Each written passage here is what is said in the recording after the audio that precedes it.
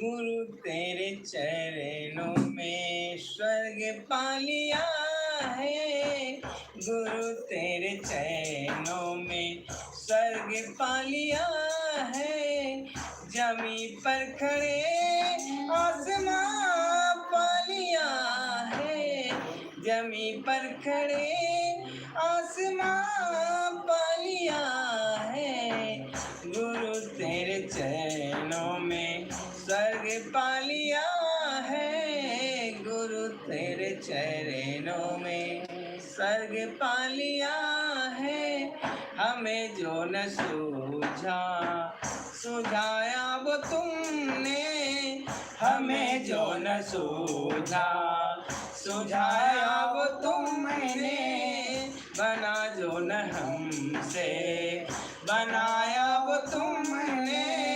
बना जो न हमसे बनाया वो तुमने। हर स्थल में हमने चमन पा लिया है। मरुस्थल में हमने चमन पा लिया है। गुरु तेरे चरणों में स्वर्ग पा लिया है। गुरु तेरे चरणों में स्वर्ग पा लिया है। गुरु तेरे चरणों में चरण में शरण दे नाव छोड़ देना। चरण में शरण दे नाव छोड़ देना। सदा के लिए प्रेम से जोड़ देना। सदा के लिए प्रेम से जोड़ देना। बने दिव्य जीवन वो रस पा लिया है।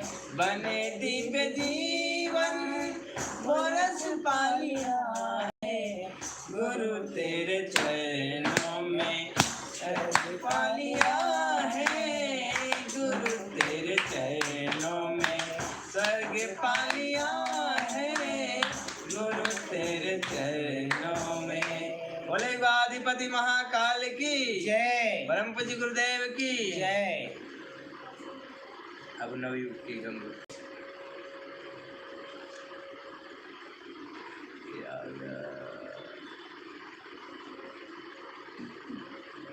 गुरु वंदना के बाद हम ले लेते हैं अब नवयुग की गंगोत्री से वही ज्ञान की धारा है।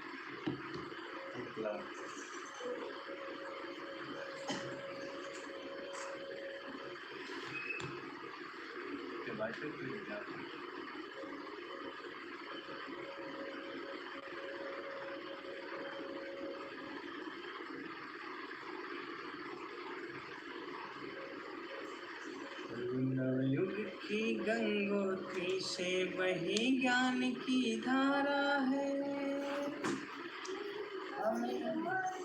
अब नवयुग की गंगोत्री से वही ज्ञान की धारा है। हम युग का निर्माण करेंगे यह संकल्प हमारा है। हम युग का निर्माण करेंगे यह संकल्प हमारा है। अब नवयुग की गंगोत्री से वही ज्ञान की धारा है। हम युग का निर्माण करेंगे यह संकल्प हमारा है।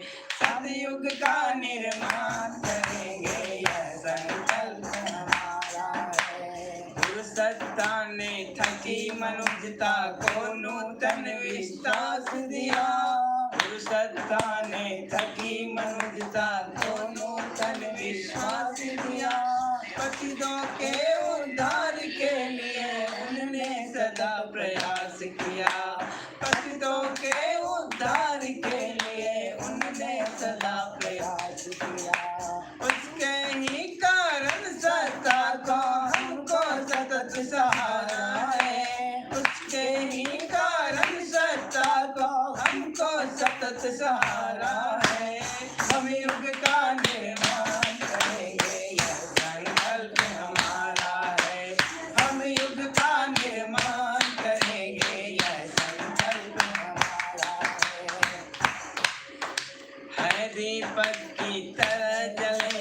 करने युग निर्माण चले,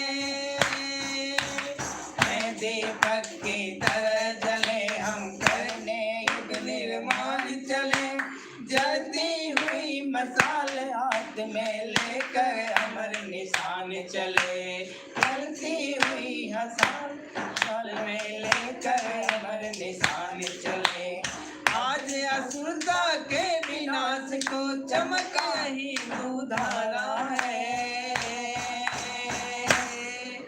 हम युग का निर्माण करेंगे, यह संकल्प हमारा है, सतयुग का निर्माण करेंगे, यह संकल्प हमारा है, धरती के कोने कोने में गली गली में जाएंगे, धरती के कोने कोने में गली गली में जाएंगे, कभी हवाओं से मुरझाए कली कली मुरझाएंगे, कभी हवाओं से मुरझाए कली कली विकसाएंगे, गुरु का चिंतन दुखी मनुष्यता की शीतल रसधारा है, गुरु का चिंतन दुखी मनुष्यता की शीतल रसधारा है, हम युग का निर्माण करेंगे, यह संकल्प हमारा है, हम युग का निर्माण करेंगे, यह संकल्प हमारा है, नया ज्ञान का सूर्य उगेगा, तिमिर नहीं रह पाएगा, नया ज्ञान का सूर्य उगेगा, तिमिर नहीं रह पाएगा, मानव में देवत्व जगेगा, स्वर्ग धरा पर आएगा, मानव में देवत्व जगेगा, स्वर्ग धरा पर आएगा, अंधकार कितना भी हो,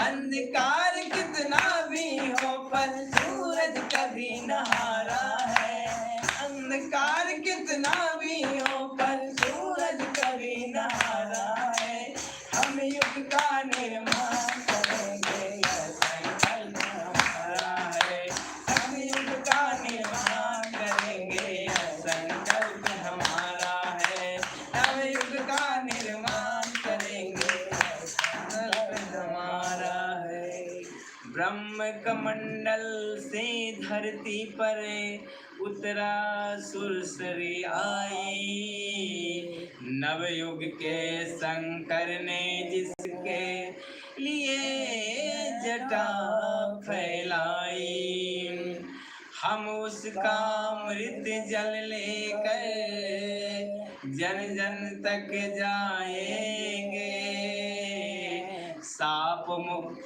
करने की अब तो हमने शपथ उठाई, हमने शपथ उठाई, बोल गौधिपति महाकाल की जय, परम पूज्य गुरुदेव की जय, परम वंदनीय माता जी की जय, गायत्री माता की जय।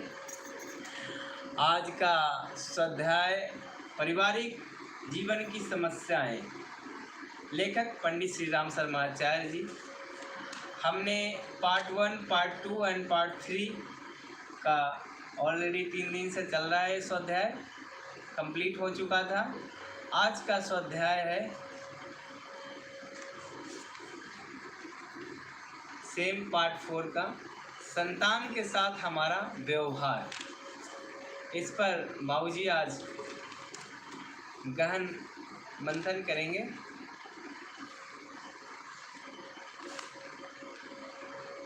संतान के साथ हमारा व्यवहार का हमने ऑलरेडी कर लिया था। अभी आज हम करेंगे जीवन की आवश्यकता एवं उसका निर्वाह।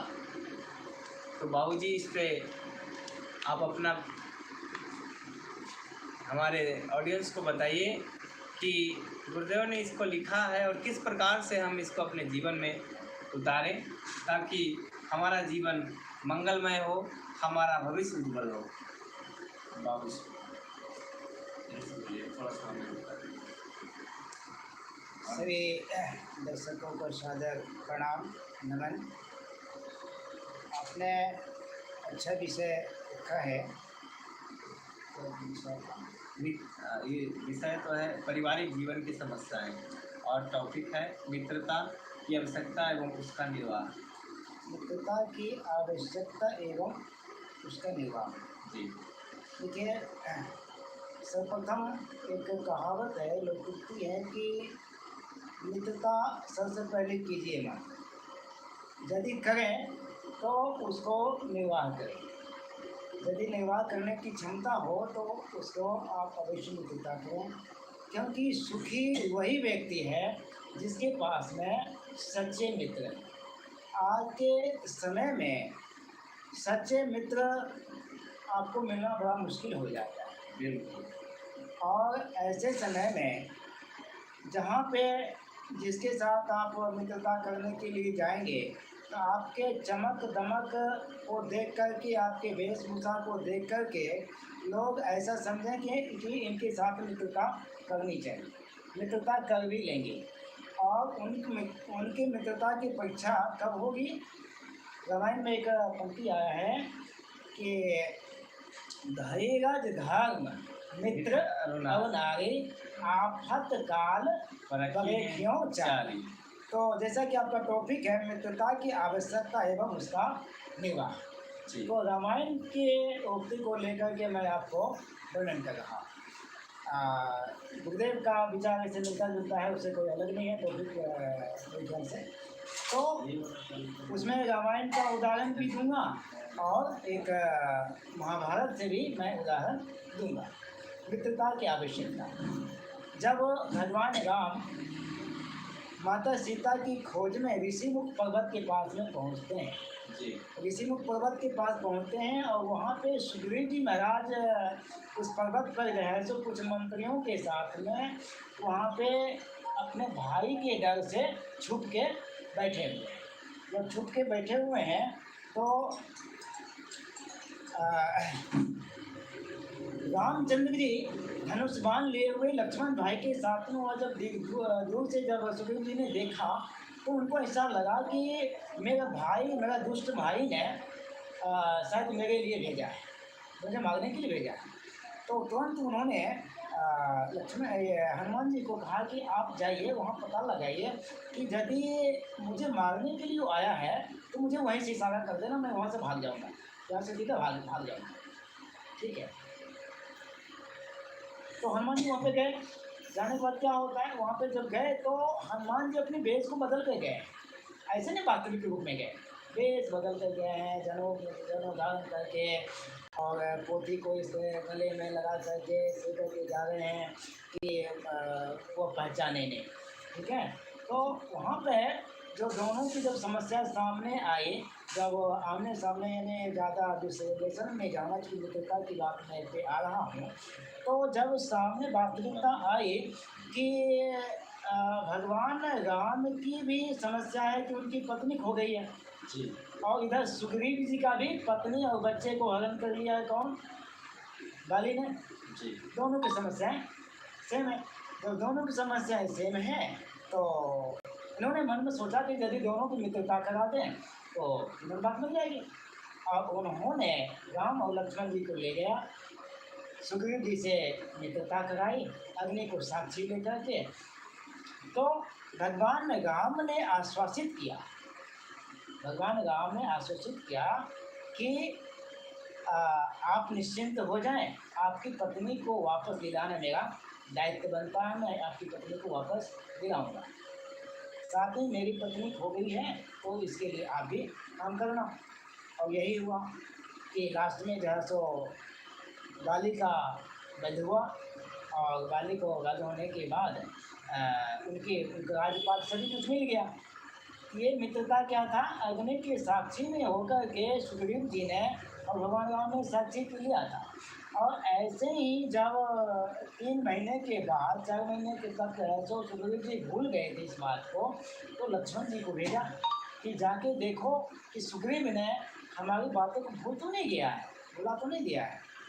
तो लेकिन ये भी कहा देखो वहाँ पे जाके मारना मत है, वहाँ जाके उसको मारना मत, धमका के याद दिला देना।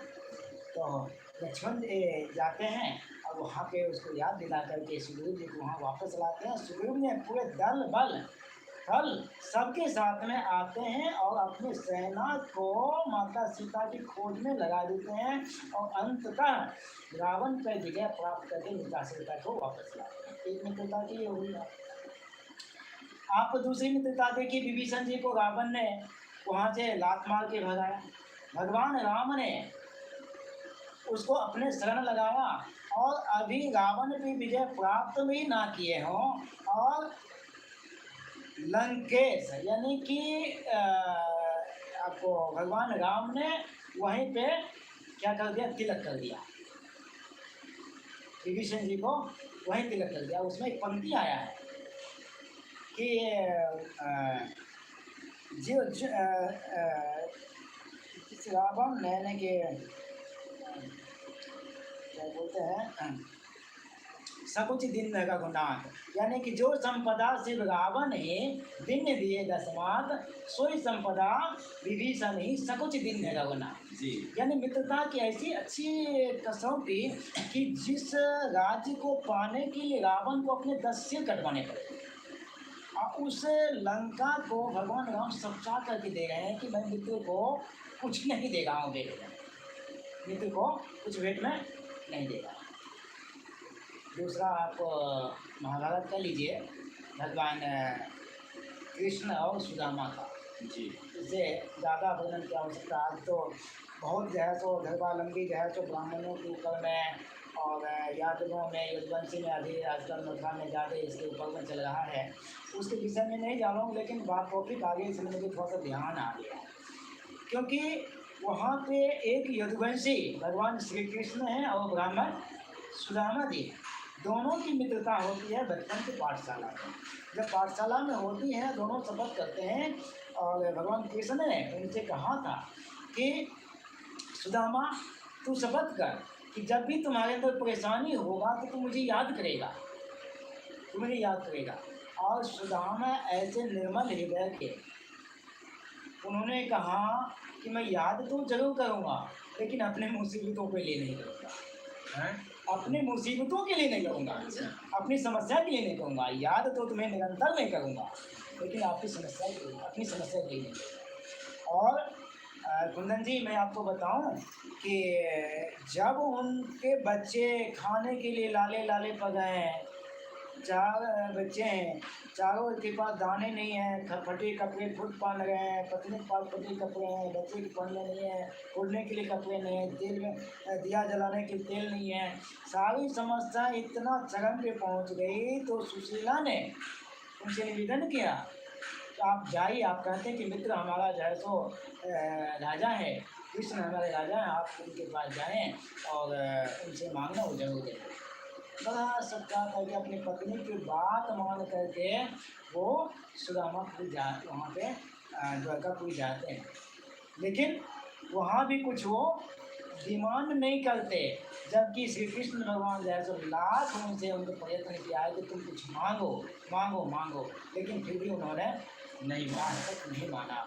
तो ये मित्रता का जो है सो सबसे बड़ा और अच्छा कसौटी है, इससे बड़ा मैं क्या बता सकता हूँ। आज के डेट में परम गुरुदेव वंदनीय माता जी का एक छोटा सा मैं उदाहरण देकर अपनी बात को समाप्त करूँगा। वंदनीय माता जी और गुरुदेव का जब संगम हुआ, यानी कि गुरुदेव के जीवन में जब वंदनीय माता रूपी देवी शर्मा आई तो उन्होंने एक सच्चे साथी के रूप में अंगीकार किया। माता जी ने कहा कि आप हमारे पति तो हैं ही, लेकिन आपके जहज पत्नी मैं हूँ, लेकिन पत्नी के साथ साथ में सहधर्मिणी के साथ साथ में एक सच्चा मित्र बन करके भी मैं आपका साथ निभाऊंगी। और वह प्रणपन से यानी कि पग पग पर कोई एक साथ क्षण ना रहा जिसमें माता जी ने उनको साथ ना दिया। और आज है कि विश्व गायत्री परिवार में माता जी का जो बहुत बड़ा योगदान रहा। एक बात और मैं आपको बताऊं कि जितने भी गुरुदेव के शिष्य हैं सबको उन्होंने प्रज्ञापुत्र के रूप में और प्रज्ञापुत्री के रूप में कहा है। साथ में जितने भी उनका लेक्चर आप सुनेंगे, उनका श्रवण करेंगे तो उसमें सब जगह उन्होंने मित्र शब्द का प्रयोग किया है। मित्र शब्द का ही प्रयोग किया है। क्यों? इसलिए किया है कि गुरु और शिष्य के बीच में दूरियां होता है, गुरु और शिष्य के बीच में दूरी होता है। वो अपने दिल की बातें नहीं कह सकता। पिता और पुत्र के बीच में दूरी होता है। हर पुत्र जैसा अपने पिता को हर बात नहीं कह सकता, लेकिन मित्र के बीच में एक ऐसा होता है जिसमें अपने दिल की बातें अपने मित्र के साथ में साझा करता है। ये सारे उदाहरण आज के समय में पर्याप्त हैं, लेकिन आज का दुर्भाग्य है कि ऐसा मित्र मिलना जो है सो पर्याप्त नहीं हो पाता। हमें सभी भाइयों से बहनों से यही कहना चाहूँगा कि मित्र हो तो सुदामा के जैसा, मित्र हो तो विभीषण और राम के जैसा, मित्र हो तो सुग्रीव और राम के जैसा, इस तरह से हो गुरुदेव और माता के जैसा। बहुत बहुत धन्यवाद। टॉपिक जो मित्रता के लिए जो गुरुदेव ने कहा है उस पर उसका एक बार पाठन के साथ है, क्योंकि अभी पाठ थर्ड यहाँ तक हमने कंप्लीट कर लिया है। परिवार में अनेक ऐसे अड़चने आती है जिनमें पड़ोसी तथा मित्रों की सहायता के बिना काम नहीं चलता। विवाह एवं जन्मोत्सव पर, प्रवास में जाने पर, बीमारी में, मृत्यु के दुख प्रसंगों में, आर्थिक कठिनाइयों के मौके पर तथा अन्य जटिल अवसरों पर राय देने के लिए मित्रों की अति आवश्यकता पड़ती है। पर मित्र तथा उत्तम पड़ोसी का चुनना बड़ा कठिन है। अनेक व्यक्ति आपसे अपना काम निकालने के स्वार्थ में उद्देश्य से मित्रता करने को उतावले रहते हैं, किंतु अपना कार्य निकल जाने पर कोई सहायता नहीं करता। अतः बड़ी सावधानी से व्यक्ति का चरित्र, आदतें, संगति, शिक्षा इत्यादि का निश्चय करके मित्र का चुनाव होना चाहिए। आपका मित्र उदार, बुद्धिमान, पुरुषार्थी और सत्य परायण होना चाहिए। यह चार में है ना, यानी कि गुरुदेव ने बात बताई, इसको नोट करना चाहिए कि मित्र हमारा कैसा हो, उदार हो, कैसा हो, बुद्धिमान हो और पुरुषार्थी हो तथा सत्य परायण होना चाहिए। विश्वास पात्र मित्र जीवन की एक औषधि है। इसमें एक पॉइंट जोड़ना चाहूँगा कि एक कहावत है कि यानी पढ़े लिखे यानी अनपढ़ मित्र से भला वह दुश्मन है जो पढ़ा लिखा। पढ़ा लिखा ये दुश्मन है अनपढ़ मित्र से अच्छा। हमें अपने मित्रों से यह आशा करनी चाहिए कि वे हमारे उत्तम संकल्प की दृढ़ करेंगे तथा दोषों एवं त्रुटियों से बचावेंगे। हमारी सत्यता, पवित्रता और मर्यादा को पुष्ट करेंगे। यदि हम कुमार्ग पर पाँव रखेंगे तब हमें सचेत करेंगे। सच्चा मित्र एक पथ प्रदर्शक के समान एवं विश्वास पात्र और सच्ची सहानुभूति से पूर्ण होना चाहिए। भाइयों, इसमें एक चीज़ मैं रामायण से जोड़ना चाहूँगा। जब माता सीता से विवाह करके भगवान राम वापस आए तो हर पति अपने पत्नी को मुँह दिखाई में देता है, गिफ्ट देता है। भगवान राम का कितना सुंदर प्रसंग है कि भगवान राम ने माता सीता को कहते हैं कि सीते आज मैं आपको एक उपहार में देना चाहता हूँ। कहते क्या कि हर राजा जो है सो कई पत्नियाँ करने का विधान है, करता है, लेकिन मैं आपको वचन देता हूँ कि मैं तुम्हारे अलावे किसी के साथ विवाह नहीं करूँगा। और आप भी मुझे एक वचन दो, आप भी मुझे एक वचन दो कि आप भी मुझे सच्चे मित्र बन करके रहना। जब कहीं मेरा पाँव डगमगाए, जब कहीं मेरा रास्ता गड़बड़ हो तो वहाँ पर तो मुझे एक सच्चे मित्र बन करके, पथ प्रदर्शक बन करके। बहुत अच्छा प्रश्न मुझे याद आया। आगे गुरुदेव जो है सो क्या कहते हैं कि पंडित रामचंद्र शुक्ला ने मित्र का कर्तव्य इस प्रकार बताया है। उनको पंडित रामचंद्र शुक्ला जी को मैं ये शुक्ला बाबा के नाम से भी हम जानते हैं, जो आपको वहाँ मस्तिष्क बिहार में उनका है सारण, उनका मैं वहाँ पे बहुत आए हॉस्पिटल, वो मैं देख कर आया। उच्च और महाकार्यों में इस प्रकार सहायता देना, मन बढ़ाना और साहस दिखाना कि तुम अपनी निज की सामर्थ्य से बाहर काम कर जाओ, यह कर्तव्य उसी से पूर्ण होगा जो दृढ़ चित्त और सत्य संकल्प का हो। हमें ऐसे ही मित्र का पल्ला पकड़ना चाहिए जिनमें आत्मबल हो, जैसे सुग्रीव ने राम का पल्ला पकड़ा। मित्र हो तो प्रतिष्ठित और शुद्ध हृदय को हो, मृदुल और पुरुषार्थी हो, शिष्ट और सत्यनिष्ठ हो, जिनमें हम अपने को उनके भरोसे पर छोड़ सकें और यह विश्वास कर सकें कि किसी प्रकार का धोखा न होगा। मित्रता एक नई शक्ति की योजना है।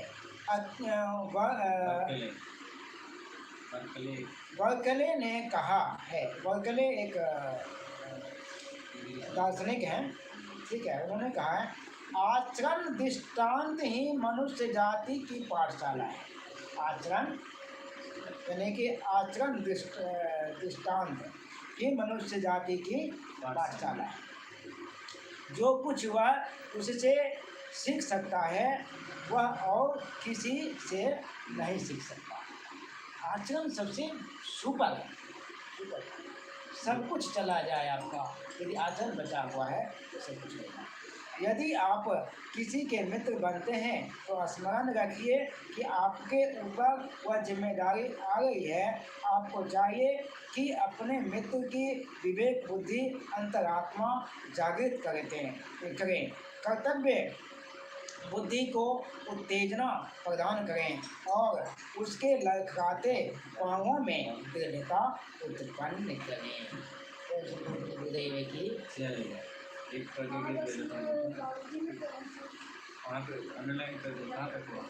आज का प्रसंग इतना है। शायद आप लोग संतुष्ट हुए होंगे कि मित्रता की आवश्यकता क्यों है और उसका निर्वाह किस प्रकार से करनी चाहिए। संक्षिप्त में सारांश में इसको पुनः मैं दोहरा रहा हूँ कि मित्रता की आवश्यकता हर क्षण हर पल व्यक्ति को होता है। जिसके पास ज़्यादा से ज़्यादा मित्र होते हैं वह सुखी होता है, ठीक है। मित्रता सोच समझ करके करनी चाहिए, जैसे भगवान राम का उदाहरण दिया गया और कृष्ण और सुदामा का उदाहरण दिया गया। धन्यवाद। अब मुझे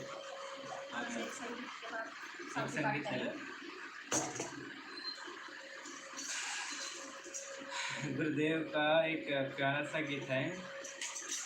आपको बहुत बहुत धन्यवाद बाबूजी, आपने इतना टाइम निकाल के मेरे पास आए और मेरे लाइफ में आके। बाबूजी किसी परिचय का मोहताज नहीं है। गुरुदेव का आप कह लीजिए कि अग्रज पुत्र हैं। इस पूरे साउथ दिल्ली को संभाल रखे हैं इन्होंने, और क्षेत्र का जो भी कार्य होता है पूरी निष्ठा से पूरी लगन से करते हैं। हमारे वरिष्ठ हैं, हमारे अग्रज हैं। और ये आपका बड़प्पन है, किंतु मैं उस योग्य हूँ नहीं, सबसे छोटा हूँ और एक गिलहरी कर लीजिए, कुछ समझ लीजिए, ठीक है। इतना ही मेरे लिए पर्याप्त है। नल नील के जैसे हृदय ने सबको अपना हनुमान माना है, उसी तरह में आप भी हैं। आपका बहुत बहुत धन्यवाद। आंखें निहारती है गुरुवर जगर तुम्हारी, आंखें निहारती है गुरुवर जगर तुम्हारी। सुनी है आपके बिन, सुनी है आपके बिन, मन वेदिका हमारी।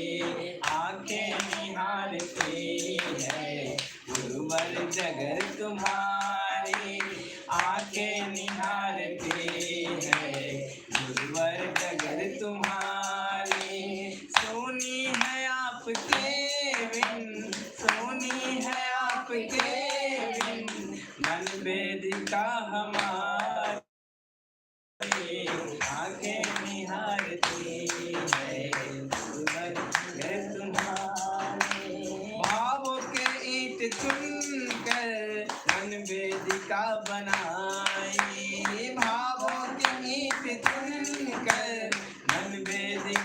मनाए, अपने हृदय की उस पर है आसनी बिछाई, अपने हृदय की उस पर है आसनी बिछाई। आओ प्रभु हमारे, आओ प्रभु हमारे, शिव के स्वरूप धारी, आओ प्रभु हमारे, शिव के स्वरूप धारी। आंखें निहारती है गुरुवर डगर तुम्हारी, आंखें निहारती है गुरुवर डगर तुम्हारी। जब तप नहीं है हम में, होता न ध्यान पूजा, जब तप नहीं है हम में, होता न ध्यान पूजा। नैनों को आपके बिन, नैनों को आपके बिन आए न और दूजा, नैनों को आपके बिन आए न और दूजा। अविलंब आप धारो, सुनो प्रार्थना हमारी, अविलंब आप धारो, सुनो प्रार्थना हमारी। सुनी है आपके बिन वेदिका हमारी, सुनी है आपके बिन वेदिका हमारी। श्रद्धा के फूल चुनने कर थाली में है सजाए, श्रद्धा के फूल चुनने कर थाली में है सजाए। उल्लास दीप भगवन स्वागत में है जलाए, उल्लास दीप भगवन स्वागत में है जलाए। उज्ज्वल भविष्य दाता हे रोग शोक हारी, उज्ज्वल भविष्य दाता हे रोग शोक हारी। सोनी है आपके बिन गुरुवर हृदय हमारी, सोनी है आपके बिन वेदिका हमारी। आंखें निहारती है गुरुवर डगर तुम्हारी, आंखें निहारती है गुरुवर डगर तुम्हारी। जीवन ये चल रहा है सब आपके सहारे, जीवन ये चल रहा है सब आपके सहारे। संचार शक्ति करना बालक तुम्हारे पारे, संचार शक्ति करना बालक तुम्हें पुकारे। हाथों में आपके प्रभु नवलाज है हमारी, हाथों में प्रभु आपके अबलाज है हमारी। सुनी है आपके बिन वेदिका हमारी, सुनी है आपके बिन वेदिका हमारी। आंखें निहारती है गुरुवर डगर तुम्हारी, आंखें निहारती है गुरुवर डगर तुम्हारी।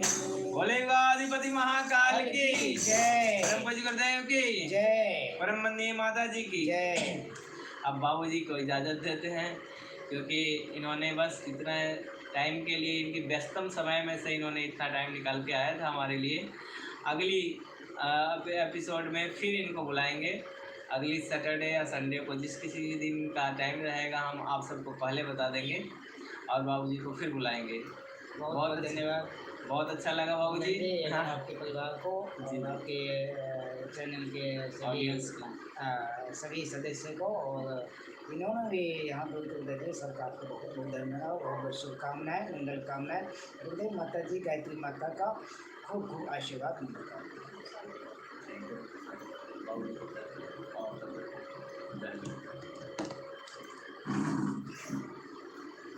बात करूँ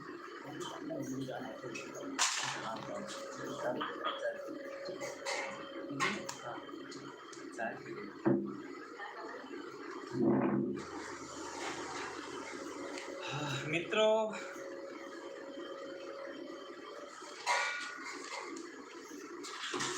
आगे की टॉपिक आज फिर ले लेते हैं। जीवन के आवश्यक कार्य। हमारे कर्म 4 प्रकार के होते हैं। पहला है पशु तुल्य, दूसरा राक्षस तुल्य, तीसरा सत्पुरुष तुल्य और चौथा है देव तुल्य। प्रत्येक व्यक्ति को अपने परिवार में कार्य करते समय इन पर दृष्टि डालनी चाहिए। वे सब कार्य जिनमें बुद्धि का उपयोग न किया जाए, क्षणिक आवेग या प्रकृति के संकेत पर बिना जानबूझ कर डाला जाए, पशु तुल्य कार्य है। जैसे भोजन, कामोच्छा की पूर्ति, गुस्से में मार बैठना, प्रसन्नता में वृथा फूल उठना। अगर कोई आपकी प्रशंसा कर दे तो खूब उछलने लगो, कूदने लगो। जीव तथा वासना जन्य सुखी इसी श्रेणी में आते हैं। स्वार्थ की पूर्ति के लिए जो कार्य किए जाएं वे राक्षस जैसे कार्य होते हैं। राक्षस वृत्ति वाले पुरुष साम दाम दंड भेद से अपना भला चाहते हैं। दूसरों को मारकर स्वयं आनंद में मस्त रहते हैं। उन्हें किसी के दुख तकलीफ, मरने जीने से कोई सरोकार नहीं। ऐसे अभिव्यक्ति मांस भक्षण रीति, प्रेम, व्यभिचार, चोरी, रिश्वतखोरी, भ्रष्टाचार, गुप्त पाप किया करते हैं। खाओ पियो मौज उड़ाओ, यही उनका आदर्श है। दुर्भोग, व्यभिचार, मांस भक्षण, मदपान, भोग उसके आनंद के ढंग है। सत्पुरुष आज की आवश्यकताओं की पूर्ति करता है।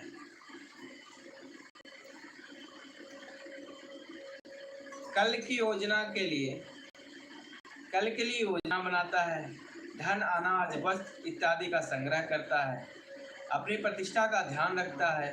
बच्चों की शिक्षा, स्वास्थ्य और भावी उन्नति की व्यवस्था बनाता है। वह पृथ्वी पर ही अपनी सद्भावनाओं तथा इच्छाओं द्वारा स्वर्ग का निर्माण करता है। वह जानता है कि केवल धर्मोपार्जन जीवन में सफलता की कसौटी नहीं है। धन वह साधन है जिसके द्वारा पुण्य जीविका एकत्र की जाती है। वह पाप जीविका, छल जीविका, जुआ, सट्टा, शिक्षा, व्याज से दूर रहता है। वह दूसरों को ठगने का प्रयत्न नहीं करता। उसकी जीविका उपार्जन का कार्य सदुद्देश्य होता है। सच्चाई और पुण्य की कमाई से खूब फलता फूलता है। बुराई से खरीदी हुई प्रतिष्ठा क्षणिक होती है। यथाशक्ति और दूसरों को दान पुण्य से सहायता करता है। जीवन निर्वाह के बदले में वह उचित सेवा भी करता है। देवतुल्य जीवन का उद्देश्य त्याग तथा साधना द्वारा जन सेवा के कार्य करना है। यह सेवा शरीर, मन या शुभ विचारों के द्वारा हो सकती है। विश्व कल्याण के लिए जीने वाले व्यक्ति मनुष्य होते हुए भी देवता होते हैं। वह अपनी बुद्धि एवं ज्ञान को विश्व हित के लिए बलिदान देता है। ज्ञान चर्चा द्वारा वह दूसरों का भी मन उच्च विषयों की ओर फेरता है। उनकी दिनचर्या में उत्तम प्रवचनों का श्रवण, शंका निवारण, पठन, चिंतन, आत्मनिरीक्षण, निर्माण और उपदेश होते हैं। वह संसार की वासनाओं के ऊपर शासन करता है।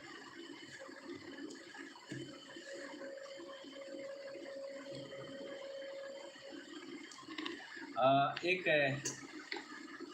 इसी विषय के ऊपर एक गीत हमें याद आ गया। अपने दुख में रोने वाले मुस्कुराना सीख ले। अपने दुख में रोने वाले मुस्कुराना सीख ले। दूसरे के दर्द में आंसू बहाना सीख ले। अपने दुख में रोने वाले जो खिलाने में मजा हो आप खाने में नहीं। जो खिलाने में मजा आप खाने में नहीं। सेवा में भगवान है तू दर्श पाना सीख ले। सेवा में भगवान है तू दर्श सीख ले, अपने दुख में रोने वाले मुस्कुराना सीख ले, अपने दुख में रोने वाले मुस्कुराना सीख ले। कर गरीबों का भला ओ बेनसीबों पर रहम, कर गरीबों का भला ओ बेनसीबों पर रहम। जिंदगी में तो किसी के काम आना सीख ले, जिंदगी में तो किसी के काम आना सीख ले, अपने दुख में रोने वाले मुस्कुराना सीख ले, अपने दुख में रोने वाले मुस्कुराना सीख ले। कर्म तेरा हो भलाई, धर्म तेरा प्रेम हो, कर्म तेरा हो भलाई, धर्म तेरा प्रेम हो। प्रभु कृपा का मर्म यह जीवन लाना सीख ले, प्रभु कृपा का मर्म यह जीवन में लाना सीख ले, अपने दुख में रोने वाले मुस्कुराना सीख ले, अपने दुख में रोने वाले मुस्कुराना सीख ले। बोलेंगे अधिपति महाकाल की जय, परम पूज्य गुरुदेव की। जय।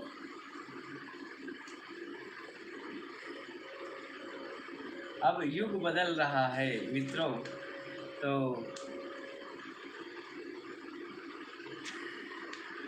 अगर हम चाहते हैं कि हमारा जीवन मंगलमय हो तो हमें क्या करना चाहिए, ये एक गीत से माध्यम से।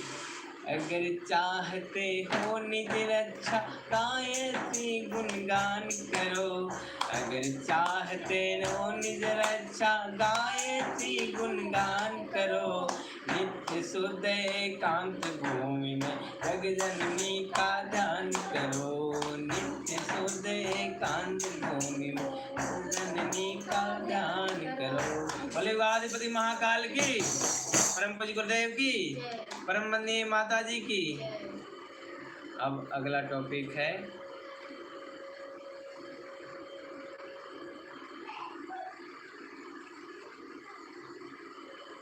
हमारे उत्सव तथा त्योहार।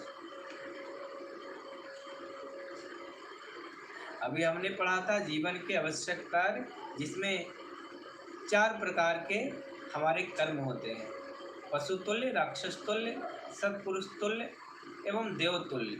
अगर इनमें से किसी भी प्रकार कुछ भी अगर आपको समझ में नहीं आया हो तो कमेंट में आप बताइए, हम विस्तार पूर्वक डिटेल में वीडियो डालेंगे उसके ऊपर और आपका जवाब देंगे। हमारे उत्सव तथा त्यौहार, अगला नेक्स्ट टॉपिक हम लेते हैं। सुखद पारिवारिक जीवन के लिए उत्सव तथा त्यौहार बड़े उपयोगी हैं। इनके द्वारा अनेक लाभ हैं। पहला, अच्छा मनोरंजन होता है। इसमें सामूहिक रूप से समस्त परिवार के व्यक्ति सम्मिलित हो सकते हैं। अभिनय, गान, कीर्तन, पठन पाठन, स्वाध्याय इत्यादि साथ साथ करने से सब में भातृभाव का संचार होता है। समता का प्रचार त्योहारों में हो सकता है। प्रत्येक व्यक्ति सामूहिक रूप से उन्हें सफल बनाने का उद्योग करता है। पुराने सांसारिक एवं आध्यात्मिक गौरव की स्मृति पुनः हरी हो जाती है। यदि हम गहराई से विचार करें तो हमें प्रतीत होगा कि प्रत्येक त्यौहार का कुछ गुप्त आध्यात्मिक अर्थ है।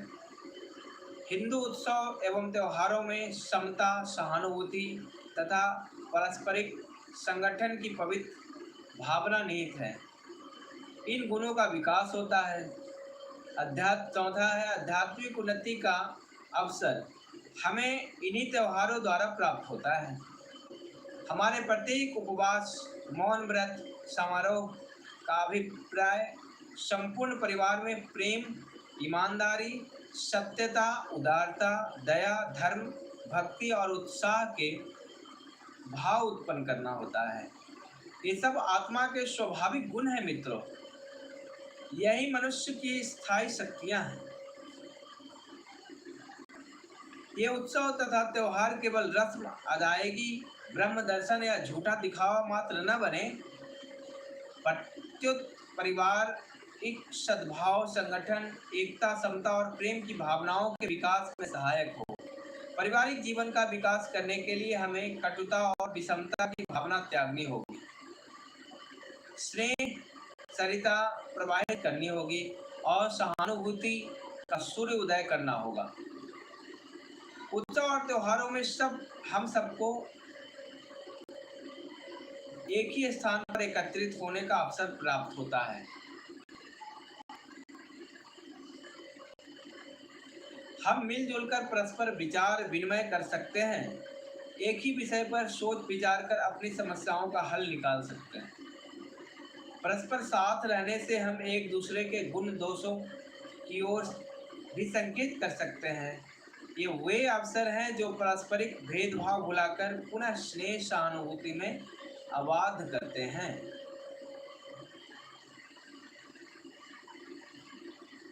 बड़े उत्साह से हमें उन्हें मनाना चाहिए। मूर्खतापूर्ण आदतें। एक वे आदतें कौन है जिनसे परिवार का सर्वनाश होता है? प्रथम तो स्वार्थमय दृष्टिकोण है, जिसकी संकुचित परिधि में केवल मुखिया ही रहता है।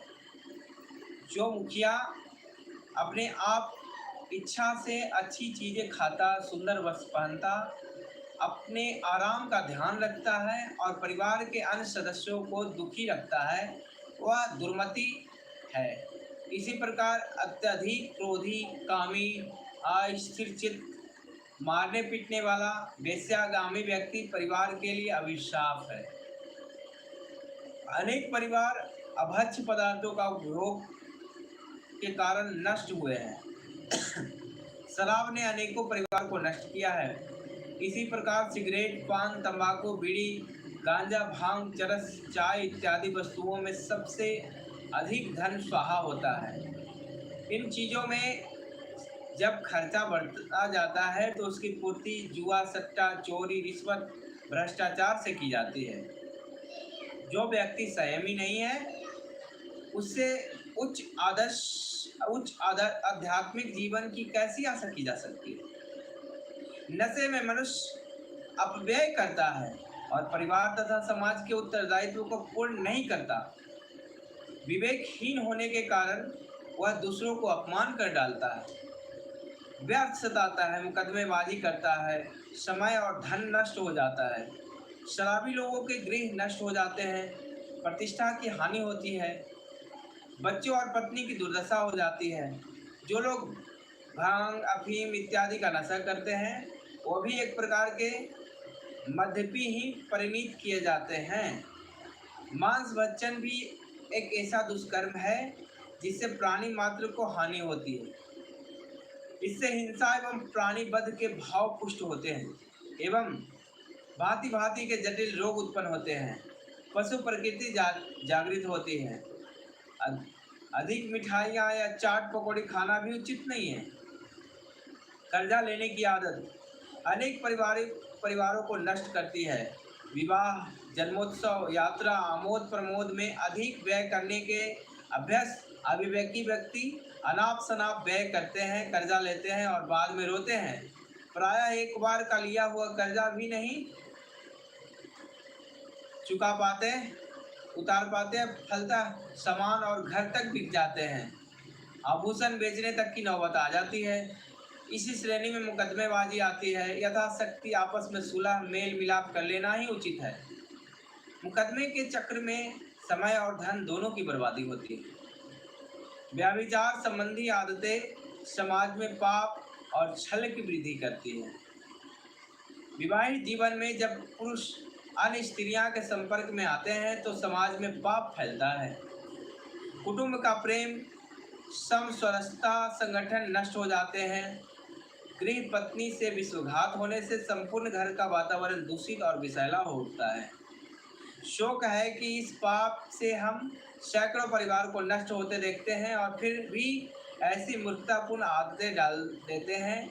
आज के समाज में प्रेयसी, सखी, फ्रेंड के रूप में खुला आदान प्रदान चलता है। सबके बड़े भयंकर दुष्परिणाम होते हैं मित्रों। अब सबसे बड़ा टॉपिक है पारिवारिक कलह के निवारण।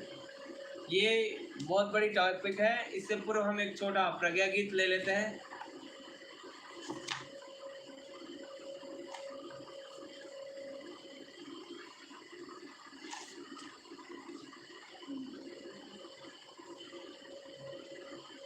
क्या हुआ?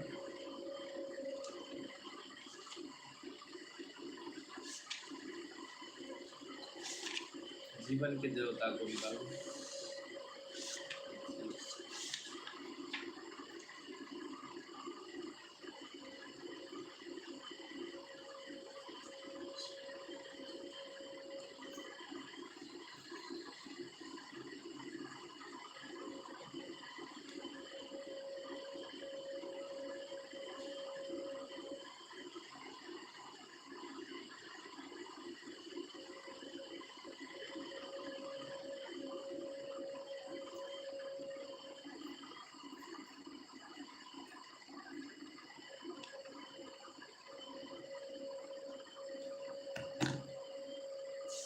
जीवन के देवता को आओ तनिक निहारे, जीवन ही देवता है, जीवन ही देवता है, क्यों और को पुकारे, जीवन की देवता को आओ तनिक निहारे।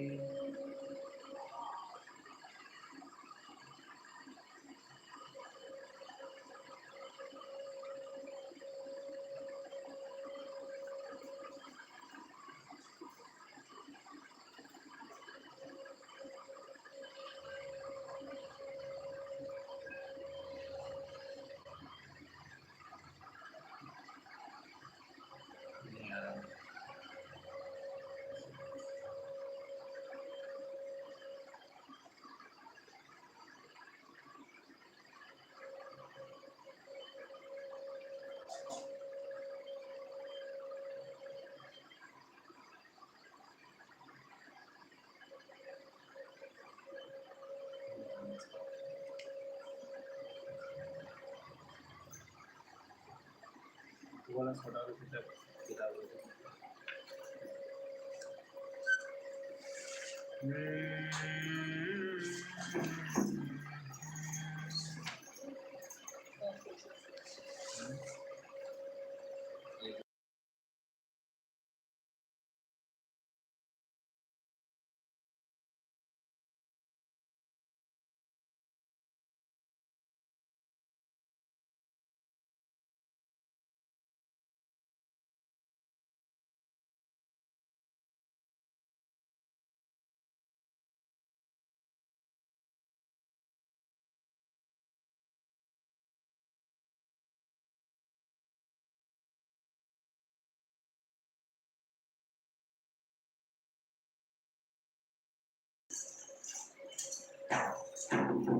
जितना तुमने दिया न उतना सारा जग हमको दे पाया, जितना तुमने दिया न उतना सारा जग हमको दे पाया, जब जब एक बूंद जल मांगा तब तुमने बादल बरसाया, जब जब एक बूंद जल मांगा तब तुमने बादल, जागने दिए तनाव भरे दिन रातों में भीषण अंधियारे, तुमने लौकिक और अलौकिक काटे सारे कष्ट हमारे, हमने केवल किया समर्पण तुमने अपने शीश चढ़ाया, हमने केवल किया समर्पण तुमने अपना शीश चढ़ाया, जितना तुमने दिया न उतना सारा जग हमको दे पाया, सारा जग हमको जब हम थे असहाय दे दिया, जब हम थे असहाय दे दिया,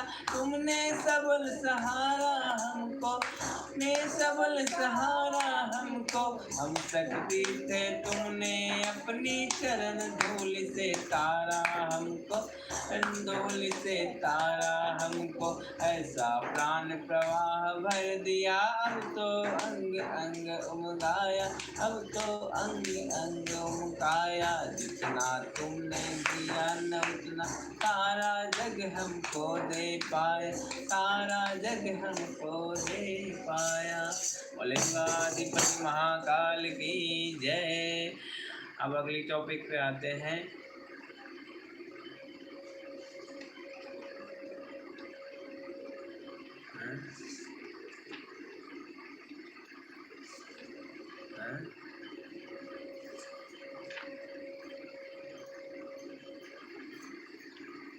नहीं होता।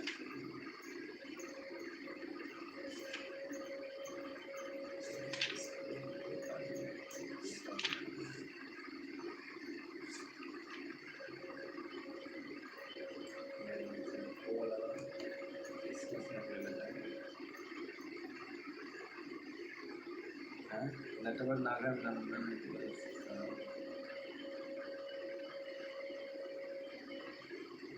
घेरे घेरे में निराली ज्योति जले, घेरे घेरे में निराली ज्योति जले। ऐ धरती के रहने वाले। मित्रों, अभी हमारा संस्कार और परिवार निर्माण से संबंधित चल रहा है, तो इस पे हम एक और प्रज्ञा गीत गा रहे हैं। ऐ धरती के रहने वाले, धरती को स्वर्ग बनाना है। ऐ धरती के रहने वाले, धरती को स्वर्ग बनाना है। ऐ धरती के रहने वालों, धरती को स्वर्ग बनाया है। है स्वर्ग कहीं यदि ऊपर तो, है स्वर्ग कहीं यदि ऊपर तो, उसको भू पर ले आना है। ऐ धरती के रहने वाले, धरती को स्वर्ग बनाना है। ऐ धरती के रहने वालों, धरती को स्वर्ग बनाना है। ऐ स्वर्ग लोक इस धरती पर, ऊपर अथवा अन्यत्र नहीं। है स्वर्ग लोक इस धरती पर अथवा अन्यत्र नहीं। तुम उसको यही तलाश करो, जाओ न ढूंढने और कहीं। तुम उसको यही तलाश करो और न ढूंढने और कहीं। अपने पुरुषार्थ प्रयत्नों से, अपने प्रयत्नों से कर दो उसका निर्माण। यही आशा का संदेश तुम्हें भूमंडल पर फैलाना है। धरती के रहने वाले, धरती को स्वर्ग बनाना है। धरती रहने वालों, धरती को स्वर्ग बनाना। पिता पुत्र पति पत्नी भाई भाई में हो प्रेम जहाँ। पिता पुत्र पति पत्नी भाई भाई में हो प्रेम जहाँ। देवरानी और जेठानी में हो प्रेम पूर्ण व्यवहार जहाँ। हो सास बहू भाभी व ननद, सास बहू भाभी व ननद में कहीं कहीं तकरार जहाँ। ऐसा परिवार बना करके घर घर में स्वर्ग बुलाना है। धरती के रहने लो, धरती को स्वर्ग। जिस गांव नगर में वास करो उसको आदर्श बनाओ तुम। जिस गांव नगर में वास उसको आदर्श बनाओ तुम। दुर्गंध गंदगी दूर हटा, विद्या घर घर फैलाओ तुम। गंदे गंदगी दूर हटा, विद्या घर घर फैलाओ तुम। ज्ञान हटा कर इस जग का अज्ञान हटा कर इस जग का फिर से आलोक जगाना है। धरती के रहने वाले धरती को स्वर्ग बनाना है। धरती के रहने वालों धरती को स्वर्ग बनाना है। बोले युगाधिपति महाकाल की जय, परम पूज्य गुरुदेव की जय। अब अगला टॉपिक हम लेंगे कल, पारिवारिक कलह के निवारण। तो मित्रों, अभी तक आपने इतना देर तक बना रहा है, इसके लिए आपका हृदय से शुक्रिया एवं धन्यवाद। अभी तक हमारे वीडियो अगर आपको अच्छा लगा हो तो इस वीडियो को लाइक करें और अपना बहुमूल्य सुझाव हमें ज़रूर दीजिए, ताकि हमें भी पता चलेगा कि आप लोग ये वीडियो देख रहे हैं तो आपको कैसा लग रहा है और क्या बदलाव करनी चाहिए। अपना सुझाव अपेक्षित है। साथ ही हमारे अभी तक आपने चैनल को सब्सक्राइब नहीं किया है तो हमारे चैनल को ज़रूर सब्सक्राइब करिए और बेल नोटिफिकेशन को प्रेस कर लीजिए। थैंक यू वेरी मच मित्रों। आज का समापन यहीं पे करते हैं। तो समापन के पूर्व पहले हम शुभकामना करते हैं समस्त विश्व के कल्याण के लिए, सभी प्राणियों के मंगल के लिए, सभी जीवों का कल्याण के लिए। तो सब लोग अंजलि फैला लीजिए। अगर आपके मन में कोई आशा अभिलाषा हो कि आपको महाकाल से कुछ चाहिए तो आप मांग सकते हैं। ओम स्वस्ति प्रजाभ्यः परिपालयन्तां न्यायेन मार्गेण महीं महिषा, गोब्राह्मणेभ्यः शुभमस्तु नित्यं। लोकाः समस्ताः सुखिनो भवन्तु, सर्वे भवन्तु सुखिनः, सर्वे सन्तु निरामयाः, सर्वे भद्राणि पश्यन्तु, मा कश्चित् दुःखमाप्नुयात्। सदा मेधां सप्रज्ञां विद्यां पुष्टिं श्रियं बलं, तेजायुष्मारोग्यं देहि मे हव्यवाहनं, देहि मे हव्यवाहनं। शांति पाठ। ओम देव शांति अंतरिक्षं शांति, पृथिवी शांतिरापः शांतिरोषधयः शांति, वनस्पतयः शांतिर्विश्वे देवाः शांतिर्ब्रह्म शांति, सर्वगं शांति शांतिरेव शांति, सामा शांतिरेधि। ओम शांति शांति शांति, सर्वारिष्टेषु शांतिर्भवतु। बोले युगाधिपति महाकाल की जय, परम पूज्य गुरुदेव की जय, परम वंदे माता जी की जय, यज्ञ भगवान की जय। हर हर महादेव। आज की आनंद की जय।